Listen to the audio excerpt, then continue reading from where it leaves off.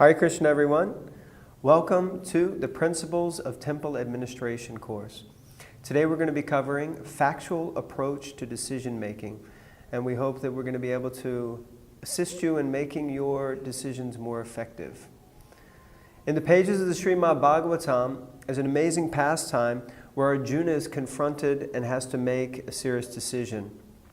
He's requested by his wife Draupadi to not kill Ashwatthama, and at the same time Bhima is encouraging and almost demanding that he does kill Ashwatthama. But Arjuna is so expert that he was able to make a decision that satisfied both parties equally. So we all know that a single decision has the potential to change the future of a temple or center. One correct decision and everything becomes stronger, whereas an incorrect decision could cause complete disaster within a temple or center. Thus, there is actually a need to understand the basic principle of decision making. Effective decision making means that a major activity of management is making decisions. It confronts us at all times. We have to make decisions. Sometimes we need to make decisions timely, and if we don't make a decision in time or quickly, then it could cause catastrophe.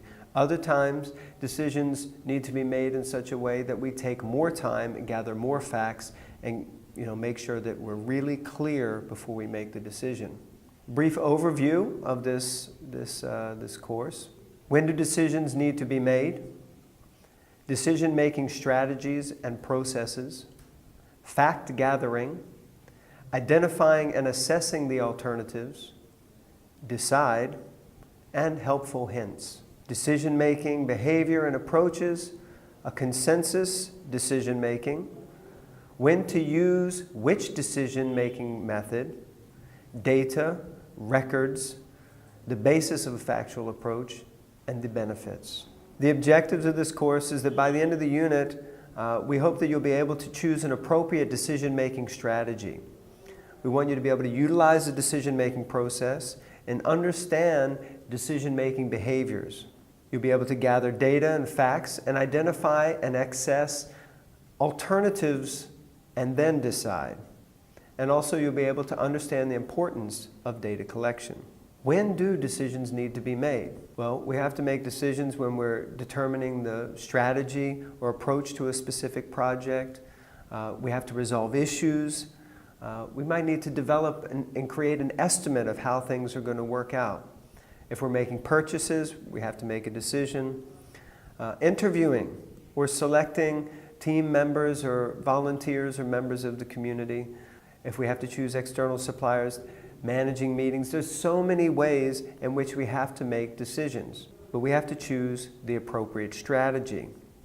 Now, when making a decision, it's useful to determine what type of decision it is and the appropriate strategy to follow.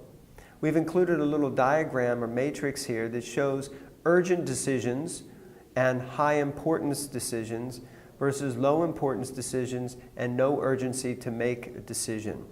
So you can have a look at this little graph and see for yourself that sometimes there's no time for detailed analysis, so you just have to make the decision on the spot.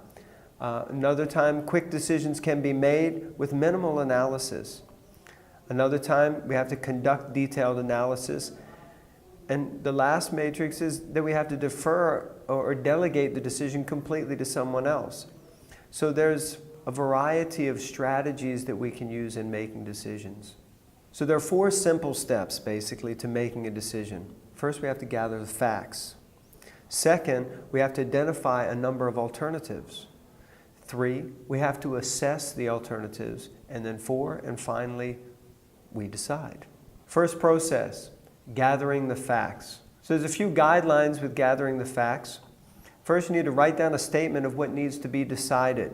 Is the decision statement clear and precise? If not, you need to refine that statement. Is the need for the decision a result of an underlying problem which also needs to be addressed? Are there some assumptions that are underlying the decision that need to be clarified and possibly challenged?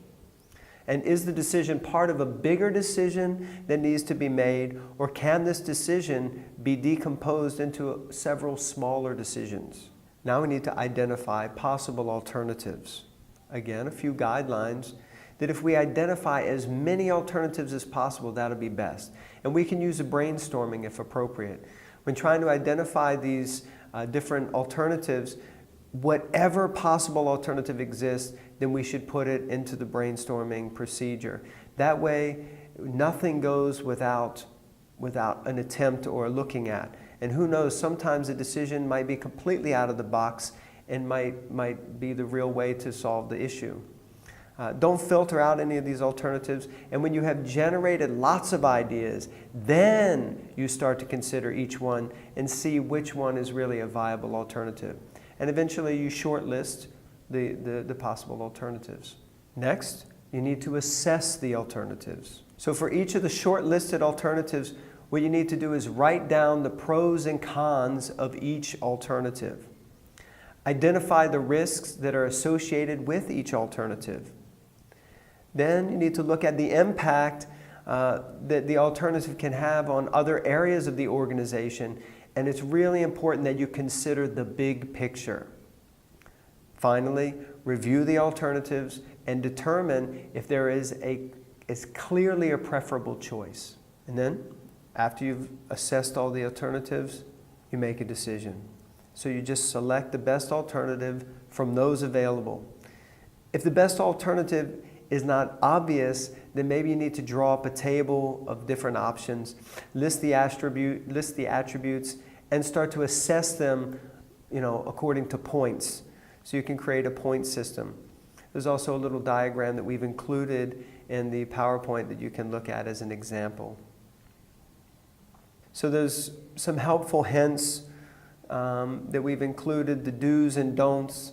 Some of the don'ts: don't make assumptions, don't make uninformed decisions, allow only technical people to help make the decisions, don't let emotions override objectivity. Don't let your emotions get involved in making decisions. We really have to become detached. Things that we should do: clearly identify what the decision is to be made. Identify all the alternatives as we have discussed. Look at the possible risks. Sometimes there might be a risk and we think it's too big a risk, but we have a really strong gut feeling that, no, this is good, we should go for it. Because sometimes we have to take risks. Sometimes for Krishna we really need to take risks and do the right thing. So we have to really assess this in so many different ways. And then ultimately make the decision and stick to it. So there are different decision-making behaviors. And people tend to adopt a particular decision-making approach as a result of different factors, according to their own personality, according to your mood. There may be different specific organizational cultures or cultures that are prevalent in your temple or center. The personality or person that you're dealing with is going to affect the approach and the behavior that you have in the situation. And the relationships with the people that are in your team or committee making the decision. And then, of course, there's always time pressures and different stress levels. So you have to be aware of these different influences and how they can result in better, making a decision. So by adopting the best decision-making approach for each situation, obviously, we're going to make the best decision. There are a variety of decision-making approaches. Withdrawing is one possible way. It's an approach. What does that mean? It means I'm going to hold off on making this decision. Sometimes we may feel pressured or forced into making a decision. On the spot, someone comes up to you and says, "Oh, no, next week I need to do this, I need to do that. Can you please, come on, tell me now." And you feel pressured by them to make an immediate decision. There's no problem. You can withdraw from that and say, it's okay. There's no super urgency right now that I give you this decision. So just allow me a little time to think about it. Another approach is called smoothing, where we focus on areas of agreement and not differences. So sometimes there may be, everyone's focusing on the differences. Oh, he said like this and we want it like that, and back and forth, back and forth. But the smoothing approach means that you look at the way that, okay, but there's a large area of agreement here. Let's see where we agree and see if we can work something out like that. Confronting or problem solving. So that means you might have to sometimes just work through the issues. So let's say you need to make a decision about something and there are lots of issues in the way. Maybe we need to confront each of those issues and slowly but surely work through each one. And then the last one is forcing. And that means that you're going to execute this decision knowing that no agreement has really been reached. So you may have different sides. People are like, no, we want to do like this. Others are like, we want to do like that. But a decision has to be made. We really haven't found the middle ground. Everyone's not in agreement, but someone has to take the executive role and make that decision. So that's a forcing. So no, okay, I've decided. This is what we're going to do. We're going to do it like this. Everyone's got to be on board. We're moving forward. So like that. It's called forcing. So another approach is called compromising. In that situation, we may have to bargain to get an acceptable agreement. It means we fall short of the best decision, but we're like willing to say, okay, I'll do this for you, if you do this for me, and that way at least we can move on and finish this gridlock off. It can be useful in resolving negotiation deadlocks. So like that, we may have to compromise. Otherwise, we've covered all the approaches except for consensus decision making. So this is a process of involving a group of stakeholders in making a decision. And it means that even though some of the participants may not agree with the final decision, but everyone agrees to accept the decision no matter what.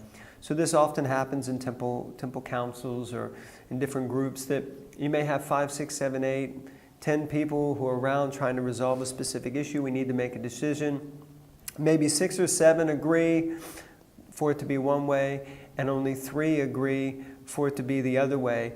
Ultimately, the decision is made to go along with the 6 or 7, and those other 3 or 4, they have to agree to go along. So this is a consensus.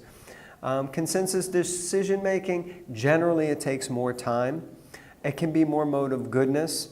It also has the added benefit of building commitment to the decision that's made because all the members and parties, they're present. It's better in one sense, you could say, than unilateral decision making. And for any leader in ISKCON, I would strongly recommend more consensus decision making. It helps protect the leader so that, because if you're making too many unilateral decisions, as they say, absolute authority corrupts absolutely. So we have to make sure that we're protected and surrounded by persons who can help to give us good information to make the best decisions. Consensus decision making should basically make use of the confronting and problem-solving approach, but we should avoid resorting to compromising or forcing. So when should we use consensus decision making? Basically, if you need many alternatives, suggestions for alternatives are required, or the decision can have a significant impact across the whole temple. Maybe it involves many different departments, or the team that is involved in the decision making, they're also the ones who are going to have to ultimately action that decision that's made. And if there's sufficient time, because this can become a more lengthy process. And you need to be able to organize the meeting and get everyone in the same room together. Now, on the other side, unilateral decision making should be used if it's just a minor decision, or if it's urgent, like a decision has to be made. There's no time to call a meeting for everyone to get together. And if it doesn't affect many people across a broad spectrum of the team or department heads. And if there are issues of confidentiality, that's the best time. Really unilateral. You don't want so many people to know what is the issue. So now the basis for factual approach is the accumulation of data. So we need to have good data in order to make better decisions. That means we need to keep as much relevant data as possible. Data is really, it's just like an indicator that tells us the direction or the speed and the momentum that our Templar Center is moving at. And all the data, key data, it needs to be regularly recorded and analyzed in order to determine the health of the Templar Center. So what are the benefits of a factual approach? Well, one of the most important things is that you're going to have a very solid ground of forms, facts, figures, and data in order to support your decisions. And this can help to create a healthy and non-partial attitude in the Templar Center, because it's not based on a personal opinion, it's based on facts. It also will help to create trust among the devotees working at many different levels for the same reason, because you're basing decisions on facts and not personal and individual opinions. I've had experience in the past where, people make decisions and they're like, oh, well, that's because such and such thinks this way or likes this person or doesn't like that person. So we want to make decisions that are based on facts.